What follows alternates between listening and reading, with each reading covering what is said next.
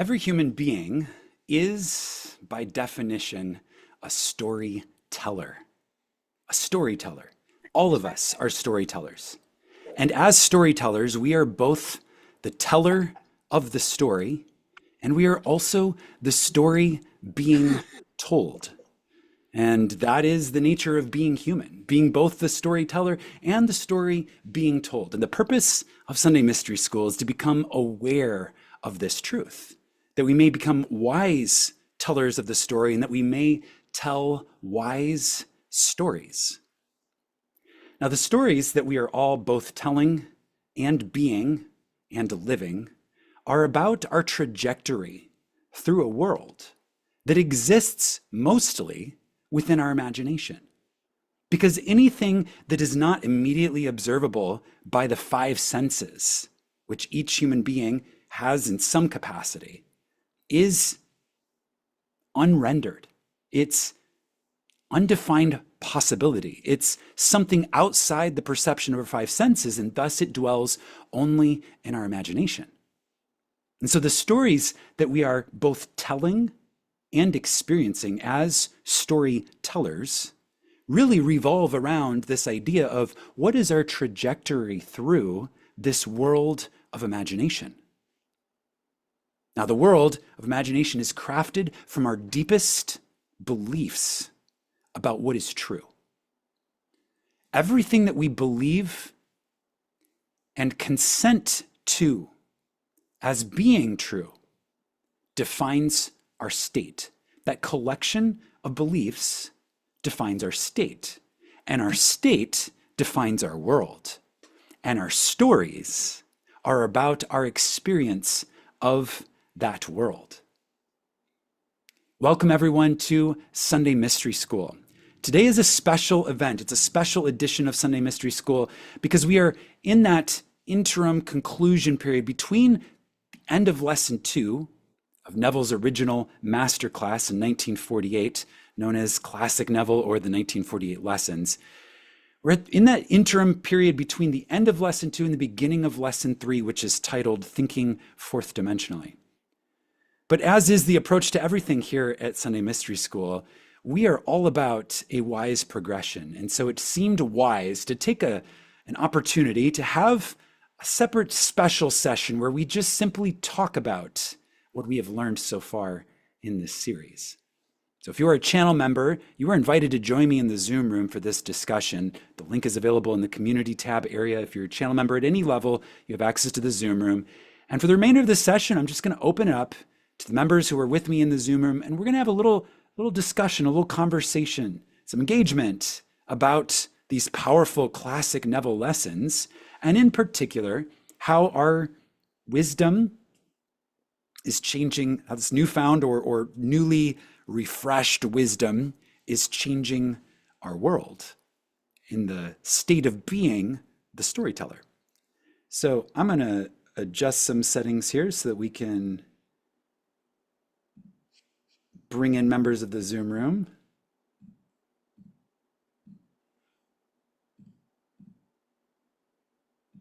Okay.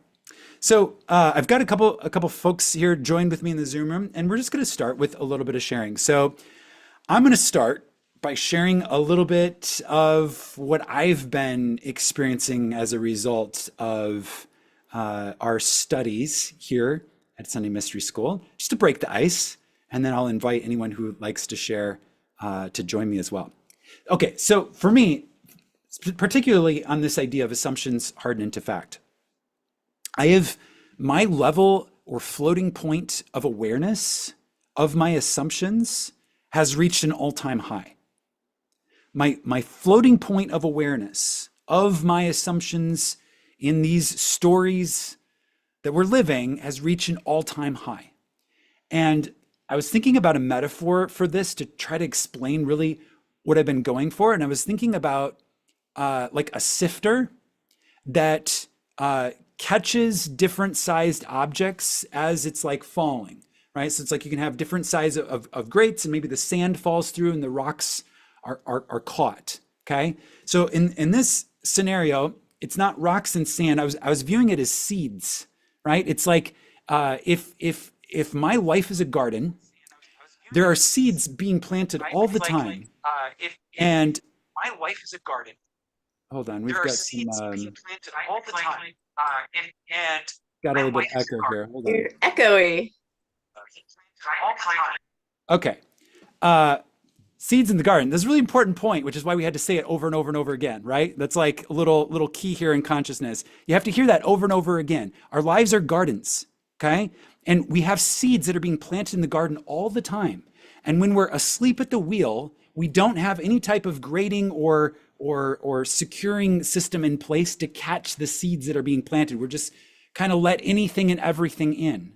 And that's being unaware of our assumptions, or really being more the story and less the teller, right? Because the teller, if you're a storyteller and you're being the teller in the part of that paradigm, the storyteller, you're being the teller, that implies awareness and a sense of agency, right?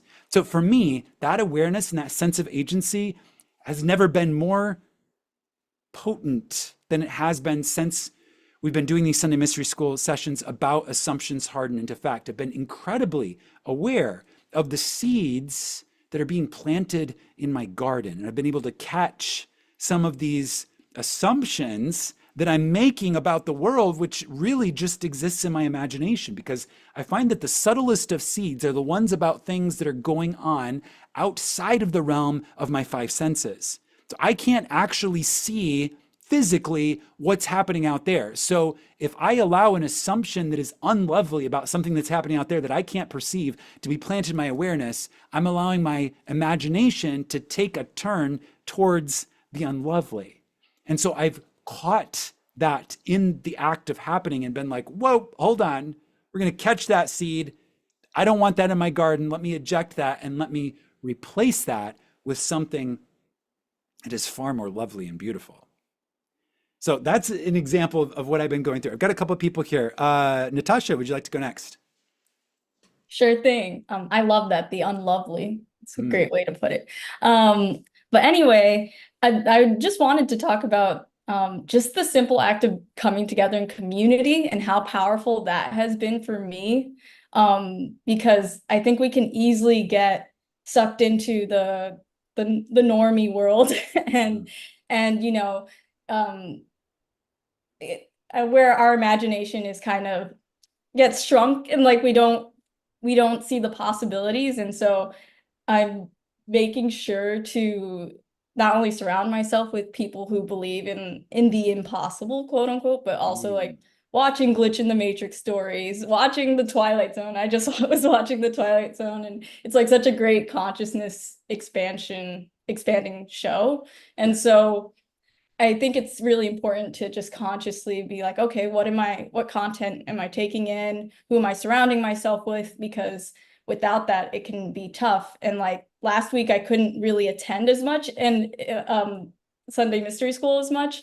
And it was so funny because it did make a difference. I was like, wow, I got sucked into the normie world this week. And so I just am really thankful for this community and for you and for everyone reminding me of what really is possible. So yeah, that's where I'm at. Yeah, absolutely. I resonate with that as well. There's the community of people who are, have uncaged imaginations. So absolutely. It's like as we grow up, our unchallenged assumptions become this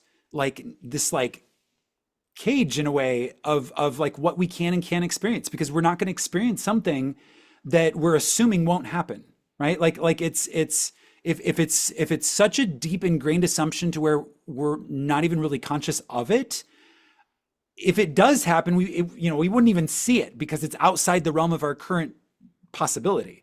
And that's the nature of being the storyteller. It's like when you're writing the story, like the character is only going to experience what the storyteller is capable of writing as an experience for that character, right? So choosing to come into community with people who are uncaged in their imaginations and have, kind of vaster, more expansive horizons of possibility, inspire us to, lift and remove cages of our own possibility. And you're absolutely right. That's so important. It's super inspiring.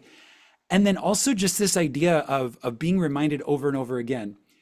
I was reading a Neville lecture earlier actually this morning, and I was like, man, he really said the same thing every single lecture for 35 years. He just kept saying the same thing over and over again, and he worded it a little bit differently, but there's one truth and he just kept saying it for 35 years. And I was like, man, if that's what Sunday Mystery School is, are we ever going to get tired of it? Like, guys, you're probably sick of hearing this. And the answer overwhelming my own being was no, we will never grow tired of that which is true. The true truth, the truth that is always true, we never tire of, because it reminds us of who we truly are. So we'll continue to repeat this every single week over and over again to remind us, and it'll never get old, because the truth that is always true is always inspiring, and it always feeds a hunger that each of us has. I love Awesome. that. Orlana, are you next? Uh, no. Okay. Who's next? Oh, Ariel, you're next. Go ahead. Hi. I've really been appreciating the classes. Firstly, because I noticed that they add like a routine to my Sunday. Mm, Whether or not I can make it, if I can't make it, then I'll just listen to the recording on Monday. But there's this like nice boost at the start of the week and these reminders. And the reminder to talk to time is something that's been coming up. I've noticed that like when I'm really stressed, I'm able to catch myself and be like, what is my conversation with time? Am I assigning them or he or she or it its responsibility? And sometimes I notice that I'm doing too much and I have to just let go and trust time.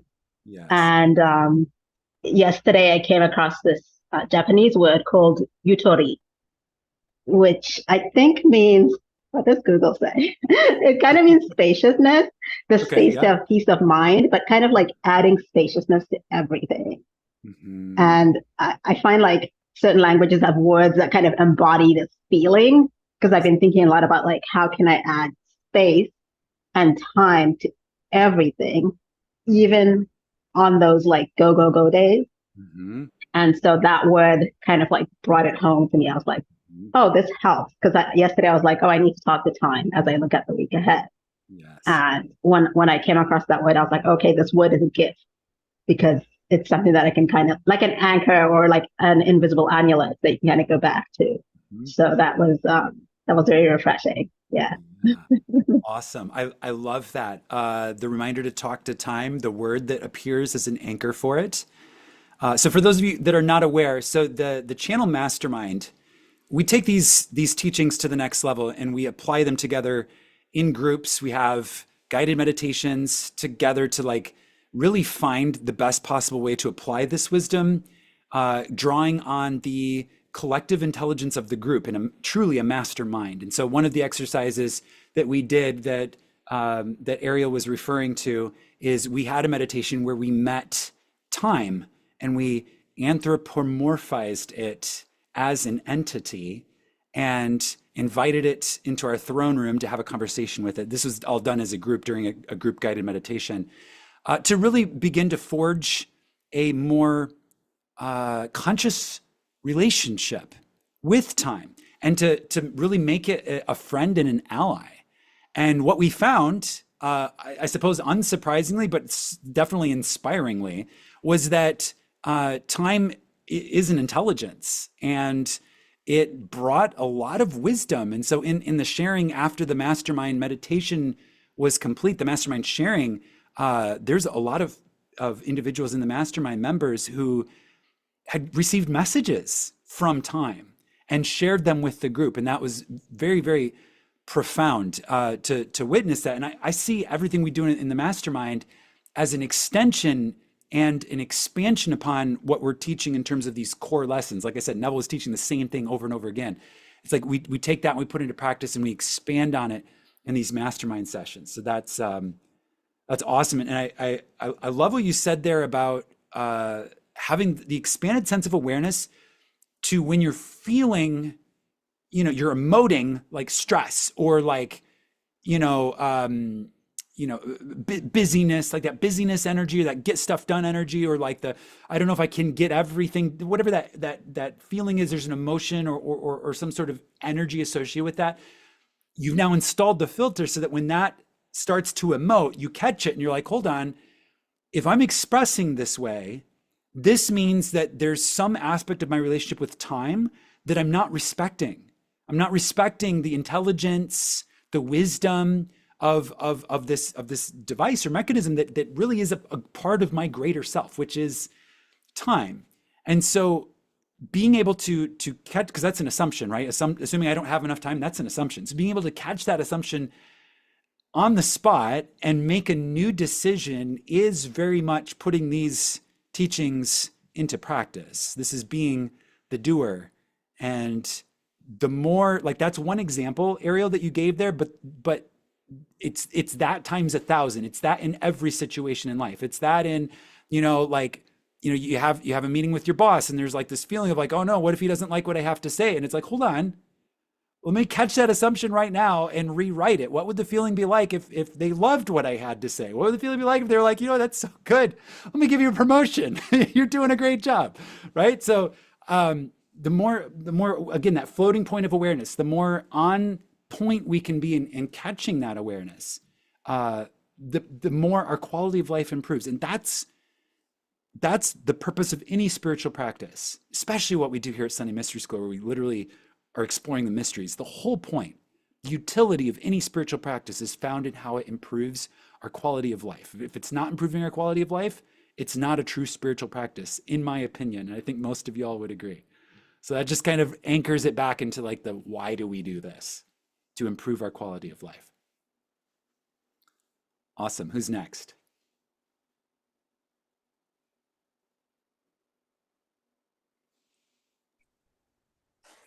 Hi. Hey, go ahead. Yes. So I had a event this weekend. It was yesterday. I'm the president of Lone Bluff Center Neighborhood Association, and what this has done for me, because there's a lot of things that you have to do, of course, the process of setting up the event. It's it like really, what this class has done for me is like really up my faith, to believe that everything is going to happen at the right time. The right licenses are going to come in, the right permits, and so it just allowed me, what this class has done has allowed me to like release the worry, that anything is going to go wrong. And that's exactly what happened. The event was amazing yesterday. Everybody had fun, and the police officers and firefighters enjoyed themselves and they felt really special. And so that's what this class has done for me, is it's really up my faith, and I feel like I need this, this fix, this Josiah fix. I call it the Josiah fix, Yep.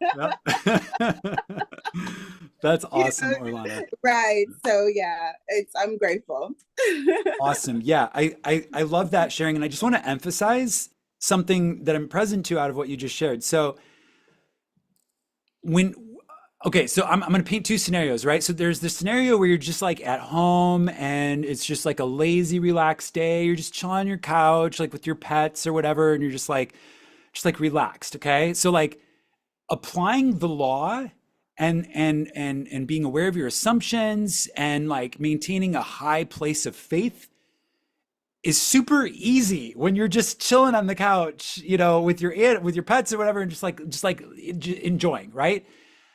The second scenario is when your stream of consciousness in a real world event, particularly events like what you're doing, you're hosting an event, and there's a million variables and it's all happening at one time, and there's stakes because there's people that are expecting things to be a certain way, there's safety to consider, there's like society and its procedures and expectations to consider, right? There's like all of these additional variables, and it's scenarios and things like that, situations like that really put this wisdom into practice. Like this, that's what's going to test you. Do you really believe what you say you believe when life is super easy and chill and you're just chilling on your couch and you're in your house where like variables are two, compared to when you're out in the field, as they would say, living your life in a real time, hosting an event or like any place where there's just tons of variables. And it's like, do you really believe what you say you believe? And it's going to test your faith and also give you these amazing stories when you remain faithful to what you believe is true, faithful to your assumption that everything's working out for you, that time is on your side, a friend and an ally, that you are the writer of the story and you've already pre-written the end. That everybody's going to have a great time and they're all going to, be cheering and celebratory and hugs and like all the really good stuff. I'm reminded in this moment of a teacher that I've sat with over the years named Todd Ekamesis. And he shares this story. I think he has a video on YouTube. If I can find it, I'll link it in the description for the recording of this video. He has a video on YouTube where he talks about this exact thing, but he took it to the extreme of extremes.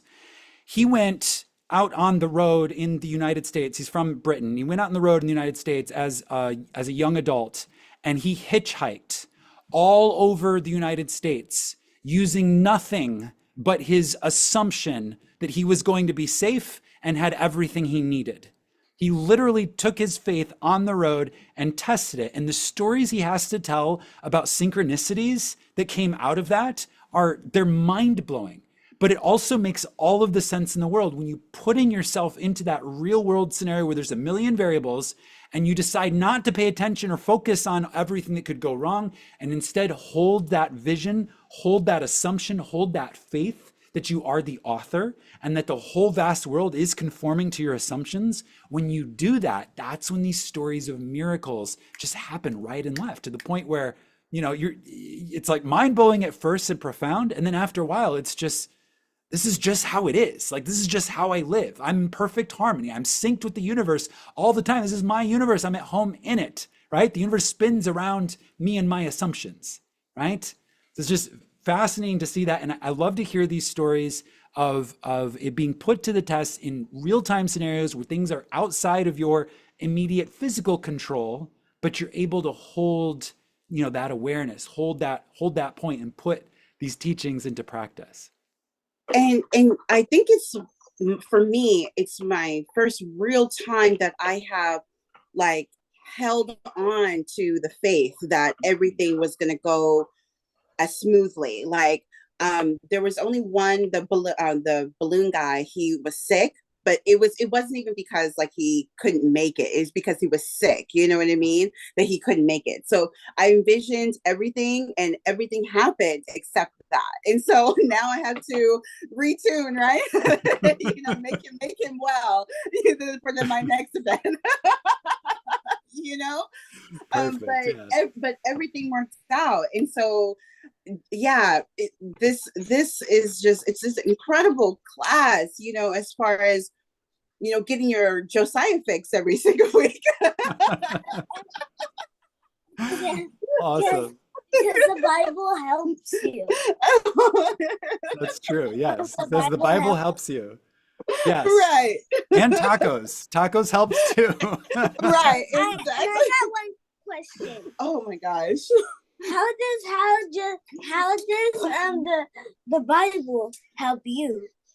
Okay. So we've got our first question from the young man. I love this. How does the Bible help you? I have an answer, but I'm more curious about what my group would say here. So Natasha, you're up. How does the Bible help you?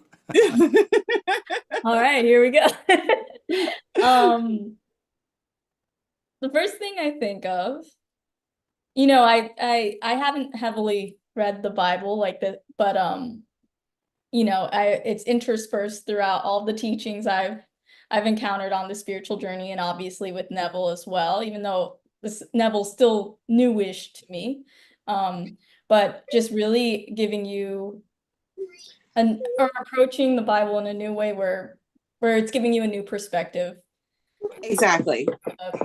Approach life.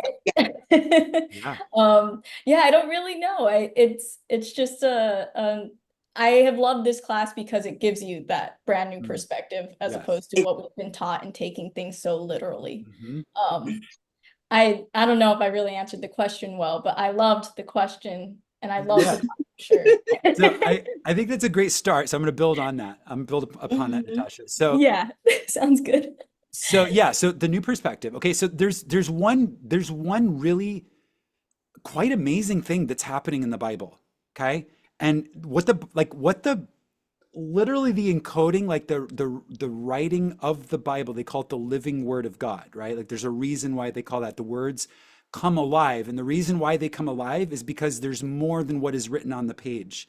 It's actually an encoding, just like, you know, if you get like a zip file on your computer, and it's like you see like one thing, but inside it is like all these other things that you can like open up and expand, and you get, you know, uncompressed. So it's like the Bible, the stories are compressions of metaphysical wisdom. So it's like, you know, this little story that's maybe, you know, half a chapter long or a chapter long in the Bible, you know, like a couple paragraphs, right? But it's like that's the zip file. And then when you open it up, there's all of this other wisdom and encodings and perspectives, like so much so that you can actually, if you're not actually in tune, like with your antenna to what that teaching is, you can actually misunderstand it, right? And be like, I don't, you know, completely come up with something wacky, as people have done in history. But there's, bottom line is, it's like this compression of this really profound wisdom into these little concise tidbits. And so when the young man asks, you know, how does the Bible help us? What I would say is that the Bible gives us this frame of reference that is ancient. It's not like, you know, hey guys, it's 2024, let's put our heads together and come up with a new view of what life and the world is all about. It's not that at all. It's actually like, hey, so thousands and thousands and thousands of years ago, you know, these ancient mystics took the time to compress everything that they had learned about the universe and knew, you know, through downloading into these stories, and then made certain, probably through imaginal acts, that these stories would persist even until today. And so now it's not like we're making up something new on the spot. We're drawing on this deep and vast lineage, you know, which for me, that like when I think and feel that way, I'm present to this sense of like feeling loved by my ancestors, because those people who are thousands of generations removed from where we are right now were thinking about us, and we're like, hey, we want to make sure that all humans that will ever live have access to the truth. And so we're going to compress it so that it will last for forever. You know, it'll be immortal. And so the truth will be accessible in this immortal way. So that makes me feel loved by them and thought of by them, even thousands of years ago. Cool. All right. I hope that answers the question. I kind of took it a little abstract there for the mind of a young man, but hopefully gets the picture. There's people that lived a long time ago that loved you and want you to know that you can be free. That's the message. Awesome. Okay. Who else would like to share about their experience of these teachings, or how this wisdom has changed their world?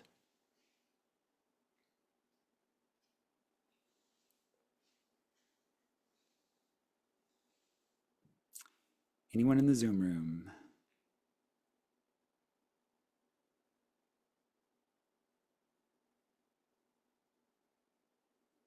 Okay, I will share a little bit more, and then we'll try again in the Zoom room.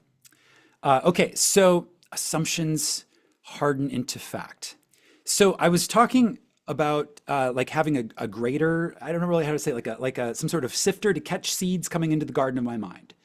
And also realizing that unchallenged assumptions that I allowed to be planted in my garden like long ago when I was young. You know, some of the assumptions aren't even mine. They were inherited from parents or from adults or teachers or whatever, who like just told me, hey, this is the way the world was. And I was like, I didn't know any better. So I was like, well, if you say it is and you're like really tall and I'm really short, you must know, right? I feel like that's just the paradigm. Like you're really small, the person's really big. You're like, oh, they must know what's going on. So you just accept that assumption, and it can go into the fertile soil of a young mind. And then next thing you know, if it persists unchallenged, it begins to define some aspect of your possibility, or limit perhaps some aspect of your possibility, or free, if it's a positive assumption, free some aspect of your possibility. If you have adults around you when you're young that are feeding you, information that teaches you how vast you are and what all of your possibilities are, as opposed to like trying to, build cages around your mind. So becoming really aware of that, I became aware of some really deep-seated, very ancient for me personally, locally, meaning this lifetime, assumptions that persisted unchallenged until like the past couple of weeks, when I really became aware of them and started to take a more skeptical eye, like a skeptical way of looking at them. Like, wait a second, do I really believe that that's the way the world is? Like, what would I prefer, right? Because there's another truth that's always true, and that other truth that's always true is only what we love is true. Only, like, if you zoom all the way out of all the stories and you come back just to this state of being the one source and the one storyteller, okay? That story being told is only an illusion or a distortion of the truth. That's all it is, because it's like the truth that is always true can't really be fit into a story, so we just make up stories as that one storyteller and manifest universes and planets and experiences and human relationships and houses and cars and jobs and like all this noise of being human. Like all of that is emerging out of the divine imagination, right? So it's like only what we truly love is true. And so I was really sitting with that and really like thinking about some of that's why we call it like lovely or unlovely assumptions, right? So it's like, I was thinking about some of these really deep old assumptions that when I really look at them, I'm like, these actually cannot be true because they're not lovely. They cannot be true. They must be a distortion because they are not lovely.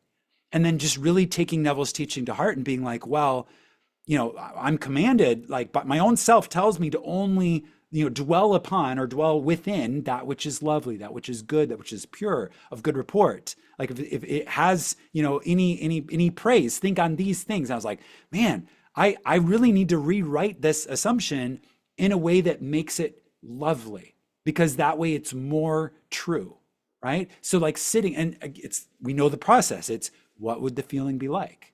What would the feeling be like if we lived in a world of peace and harmony, where people, really just by very nature of sharing humanity, were automatically felt allied and on each other's side, like we're one team with one mission, one purpose? What if all of humanity felt that way, right? So it's like, what, like that was one thing that came to me. I was like, why do I have this deep-seated assumption that humans can't get along?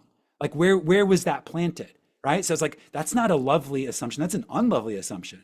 So like, can I go in and find the feeling of what would the feeling be like if simply, you're a human, you see other humans, you're like, that person's on my team, that person's on my team, that person's on my team. We're all working together. We're all humans. We all share like the very, regardless of any other thing that we share on top of our identity, that root identity of being human makes us allies and friends, like on some level, and united, right? So like even just challenging that old assumption and rewriting it into a new way of looking at it, and then holding that in my heart as a new assumption that we can be that way, and understanding that as I hold that, I start to become that way. I start to be the one who sees another human and is instantly like, hey, you're human, I'm human, we're allies, we're on the same team. I got your back no matter what. You got my back no matter what. I become the embodiment of that, right? Because lesson 4 coming up is titled No One to Change But Self,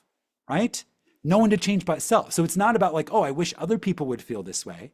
It's, oh, I had, right? Because I've rewritten it now. I had this old assumption that people were this other way. And so now I've rewritten this assumption that I am now this way, understanding that now I start to outpicture that into my world, right? So another example of like doing the work, reviewing the assumptions, adhering to the mission of rewriting everything to conform to that which is lovely, and like being the change, right? We're told that all the great avatar beings have told us you have to be the change, right? Awesome. Back to the Zoom room. Anyone else like to share? Yes, Paula, go ahead.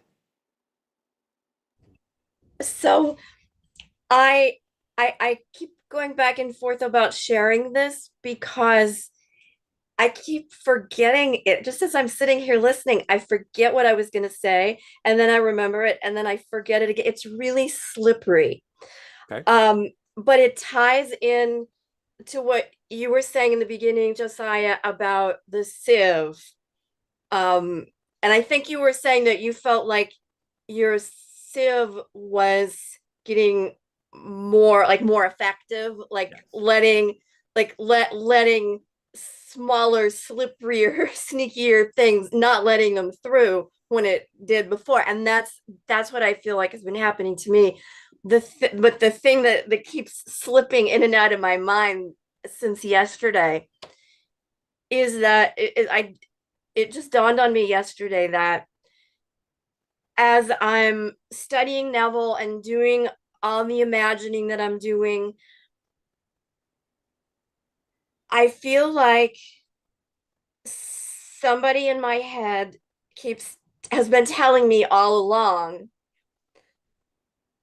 you're doing a really good job of imagining, and you're going to start to get some results as soon as you get worthy. Mm. And that's been there all along, but I just noticed it yesterday. Aha. It Okay. was slipping through the cracks Yep. before because it's small, not Yep. small in importance, but just like slippery, sneaky, Yes. it's elusive. Yes. Yeah. Sounds like an So unchallenged assumption that slipped through the cracks. yeah. But now that you see it, it does not remain unchallenged. Now you're challenging that assumption, saying, hold on, what would the feeling be like if?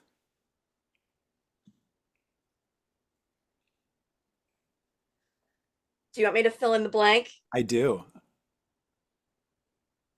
I'm sorry, it's gone. I'm Okay. blank. Yep. I'm blank. Okay. Maybe Yeah. ask So another question or whatever, but sure. it's slipped away again. So sometimes they hide, our unchallenged assumptions can hide from us when they are protecting some aspect of our identity. There's some aspect of our identity that's woven into an assumption. So basically, it has been serving until it no longer does, right?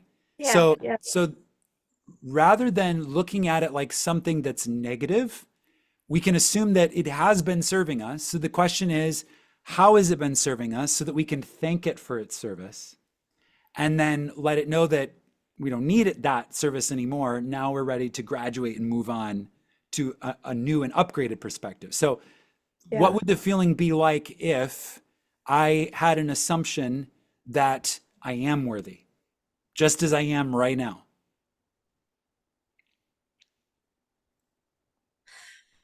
Oh, now I remember the answer. I remember that. Um, this has been protecting me from what did I call it? to funny little phrase, getting too big for my britches. Mm-hmm. And another way of saying that is forgetting my place, Oh, forgetting to mind my place. that sounds like something somebody who is really tall told you while you were really short. I'm sure at least one, maybe several. Yeah, that sounds like an assumption that was planted before you were aware that maybe it wouldn't serve you for forever, right? That is a temporary assumption. Yeah, Yeah, yeah, yeah. yeah. So it's good that you see it now, right? You can see it and you can call it what it is, right? Right, right. You can call it a keeping your place, not getting too big. Um, I keep feeling like there's a little bit of a safety in feeling small there, but that's not exactly what you said. But that can be a result is like, oh, I'm safer if I do what they told me to do and stay It's small. it's it's safety from punishment. Okay. Yep. It's not that I actually don't want to expand. Yes. It's just this belief that if I expand, I'm going to get punished for it. Yeah. Okay. Okay. So the opportunity with this revelation, when you realize this, is to recognize again, how has it served you so far? Because we don't want to just condemn it and say, oh, this has been, sabotaging me all these years. Like, you don't want to release it with condemnation. You want I to know. release it with That's gratitude. that's hard appreciation. because I'm so tired of it, you know? Yes. Yeah. Um,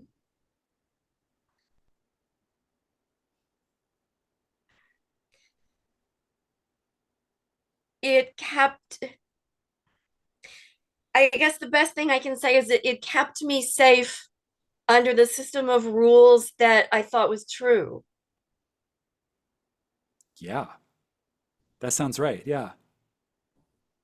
Under the system of rules that you thought were true, thought in the past tense, because you no longer believe that Yeah. that system of rules is true. So a question then would be, what is the new system of rules that is true? Because there is a structure by which we live our lives, usually our values, right? So Yeah. maybe one way to surface this would be to say, okay, now being a fully grown, mature adult, what is the new system of rules that I believe that are true? And then understanding that this old assumption wouldn't fit. It's like it makes it irrelevant now if you're able to rewrite the set of rules. Right.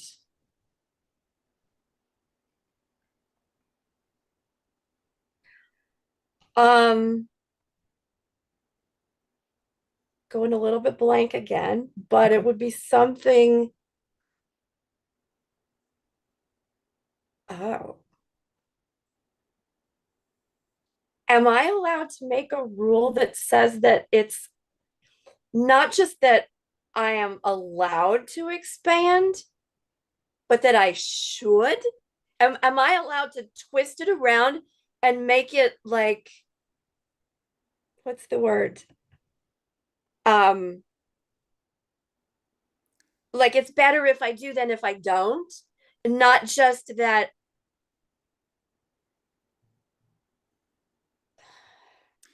See, it still feels like breaking a rule, and I Okay. don't want it to feel like breaking a rule. Okay. Paula, I would say you and by extension all of us, right? Because I think we can all relate with this.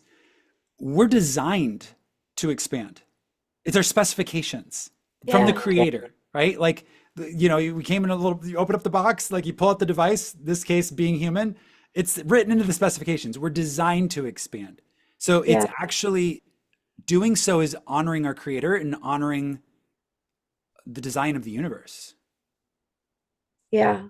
So should we? Yeah, we should. I don't really like the word should, but we're designed to, right? So, yeah, The thing that I liked about should is that it takes the idea of you mustn't and turns it on its head. you must. Yes. Yeah, yeah. You must. Yes. You can and you must. So feeling into that feels like we went from like this sag of energy to this buoyant energy. Like it's Yeah. not mustn't or you shouldn't or you can't. It's now you must. You're designed to, right? It's like Yeah. the energy Yeah. like really picks up when you like looking at it and even speaking about it in that way. Do you feel that as well? Yeah. Yeah. So when I'm going through a process like this in my own life, and I do regularly because I live I live a life where it's my goal to be as aware and conscious and like do the work, right? When I go through this and I come to a place like where you are right now, where you're like, okay, I'm starting to see that it's this old rule and I need to write a new rule, and it's like not that I can, but rather I should and I must, right? So what I would do right now is now in my mind's eye, create that I must as a costume and try it on. Kind of Yeah. like I'm, like, putting on different shirts and outfits or suits or whatever, like in the mirror, just to see like how I look and how it feels Like, do I like it? Do I not like it? So like what I say by like try it on is it makes it kind of playful as opposed to like this really serious thing. I'm rewriting the rules of my life. No, it's like, hey, Yeah. so there's this thing that felt kind of heavy. I found this new thing that feels kind of light. Let me put it on and like see how I look and feel. Right. And just Yeah. kind of like, and then you just try it on, but not just for a minute. You try it on for like a couple of days. Right. And you journal about it to make it more real. Right. Because what Right, you write right. about and like dwell in starts to become more real. And then slowly but surely, you'll start to notice that like that old programming just kind of writes itself right out of the picture because you've moved into the new state. Yeah. Yeah. Okay. I can do Awesome. that. And So thank you, Natasha, for the encouragement. yes. Yeah, so You're I welcome. commend you on your bravery to see it, to look at it and see it, and your boldness to talk about it, even when it's like slippery and you're not, kind of I like was on the I edge. was I was really afraid that if I started talking about it, that I was just gonna like stop with my mouth hanging open and not remember what it was that I meant to say. Well, we all assumed that it would work out. So that Thank you. was great. I'm Yeah. sure that helped. Yeah.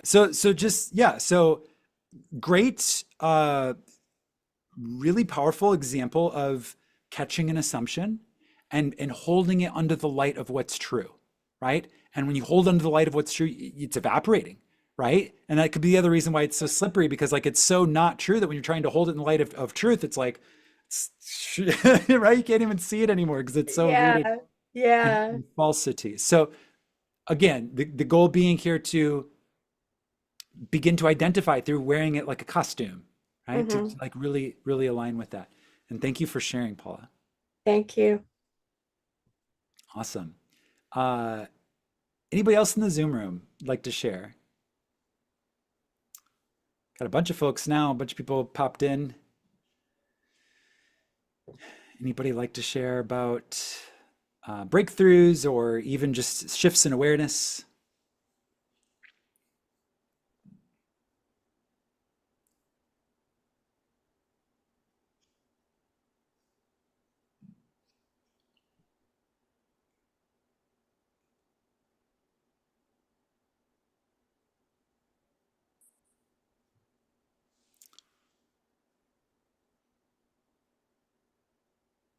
Okay. All right, good. Fantastic. I love these sessions. I love the opportunity to share and kind of mirror off of each other through these experiences to understand. Um, the way I see it is like, I have my own local awareness of these teachings and sharing with other people who get it, like what we do here in the Zoom room, like everybody here really gets it, is only going to heighten and expand my level of awareness and help me understand even more that some of the nuances of these teachings so that I can be an even better doer of the word and not just hearer only.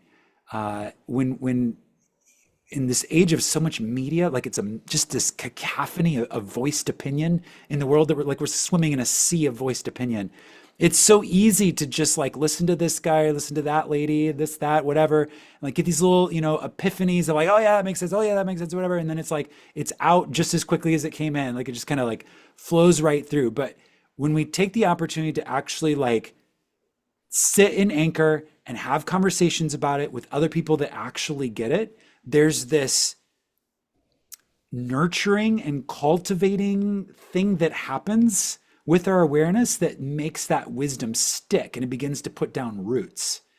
And I think that's the other thing about, making this a routine, like, doing this every Sunday, like it's coming back to that garden and like weeding for sure, because we're reminded that things that don't belong there need to come out, but it's also watering the garden, with our attention upon these ideas. It's putting down those deeper roots. It's, spreading fertilizer. And like, if there's anything that Neville's work represents, like I said, he taught one thing for 35 years. It's fertilizer. That's what it is. His whole body work is fertilizer for our imagination. It's just a fantastic service. And so like, even just to be able to come back and get that weekly, Orlana calls it the Josiah fix.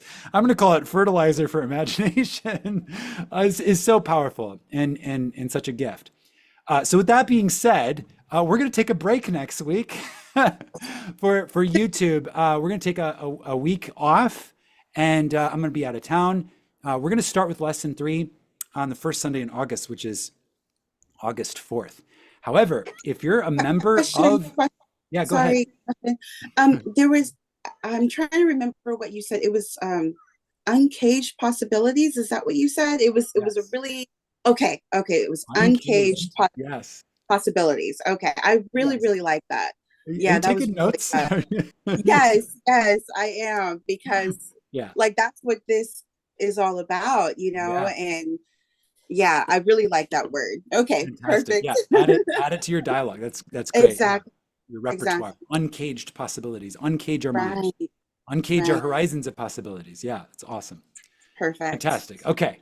So yeah, so wrapping up. So no YouTube next week. If you are a member of the channel, you are invited to a special session with a substitute teacher. Shweta is going to be giving a presentation on the Neville spiral just for channel members.